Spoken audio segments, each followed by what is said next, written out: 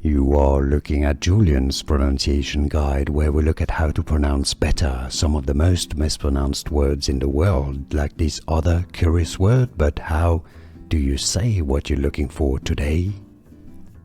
We are looking at how to pronounce the name of this condition, and we'll be looking at how to say more confusing names and medical terms too many people get wrong. Stay tuned to the channel to learn more. Dermatomyositis, uncommon inflammatory disease of the skin, a skin rash essentially. Dermatomyositis, dermatomyositis. And now you know, more videos for you here to learn more vocabulary. See you there. Thanks for watching.